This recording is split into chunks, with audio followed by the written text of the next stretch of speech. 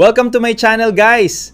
Huwag kalimutang mag-like and subscribe. Malaking tulong na ito sa tulad kong maliit lamang na content creator. Maraming salamat po! Nagbigay ng pahayag at saloobin si Banat Bay tungkol sa nangyayaring impeachment trial laban sa kanyang amo at iniidolong si Indaya Sara o Inday Lustay na katawagan naman ng karamihan kay VP Sara dahil sa walang habas na paglustay nito ng 125 million pesos sa loob lamang ng 11 days. Natural dahil aso di umano si Banat Bay ng mga Duterte, pabor kay Sara ang kanyang mga pahayag. Dahil dito, ay hindi rin napigilan ni Team Tarty ang magbigay ng komento sa mga pahayag ni Banat Bay. At binutatan nito ng husto si Banat Bay. Panoorin natin ang video ng komentaryo ni Team Tarty. Tanong ang taong bayan, kayo, ano sa tingin ninyo? Panalo ba talaga ang hustisya o panalo lang ang impluensya?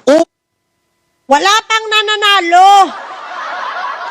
Paano mananalo? Ayaw humarap ng puon mo sa impeachment niya. Balingag tong utok ni Banat Bay.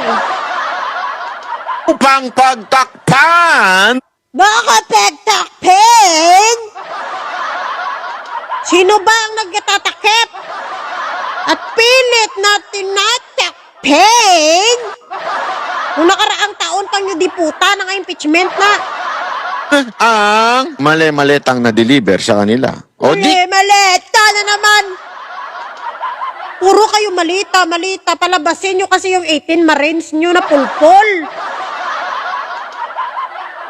Malita, puro malita. Paano mo na sure na kwarta talaga ang laman ng malita? Andun ka? Yung mga 18 Marines mo nga, nagka-litsi-litsi na nga pag sumasagot eh.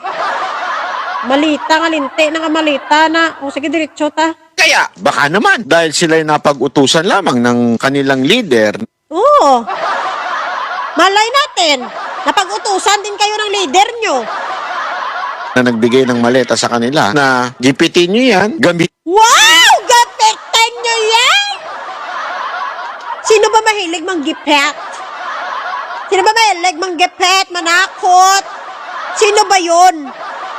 gamitin nyo yung entablado na yan upang ma-prejudge na si VP Sara Duterte. Bakit kasi takot na takot sa accountability yung Sara Duterte nyo? Kung wala naman siya ginagawa, alam nyo sa totoo lang, kung wala kang ginagawa, hindi ka talaga matatakot, gaya. Hindi ka matatakot kahit balik-balik ta rin, para gaya, kung wala kang ginagawang masama, gaya, ay talagang kaya mo yan lusutan. Kaya mong sagutin lahat at kaya mong patunayan sa lahat na wala kang kasalanan. Kaya ako naniniwala ako dito na si VP Sara Duterte ang wagi dito. Bakit? Kasi Wagi daw si Sara. Hoy, Banat Bay, alam mo ba, paglalo si Sara, paglalo siyang umiiwas at lalo niya tinatakbuhan ang impeachment niya, yan ay ibabagsak nila. Yan ang ikakadurog ng pamilya niya. Tandaan mo yan. Ha? Sa tingin niyo, bobo ang mga Pilipino? Magtataka ngayon ang Pilipino kung bakit ayaw niya harapin ang kanyang impeachment. Kung bakit ayaw niyang patunayan at linisin ang kanyang pangalan. Anong wagi? Wagi isimong buli? nakikita ng taong bayan na halatang-halata ang mga congressman, halatang-halata na niluluto nila, halatang-halatang Sino ba mahilig mangluto? Ha? Sino ba mahilig mangluto? Nung mga kaalyado nyo sa Senado nung isang taon, grabe ang lutuan nyo. Binibend nyo yung law. Para lang hindi matuloy ang impeachment ni Sara, umakyat pa kayo sa Supreme Court. Sino ba mahilig magluto? Luto si mong mata? wala namang sapat na ebidensya. At wow! ngayon, Wala daw sapat na ebidensya. Sige nga, paano niya maipaliwanag yung sa NBI? Paano niya mapaliwanag yung mga pirma na pare-parehos? Paano niya mapaliwanag iba-ibang tao pare-parehas yung pirma? Sige nga, ipaliwanag niyo ng maayos. Ha? Paano niya mapaliwanag yun?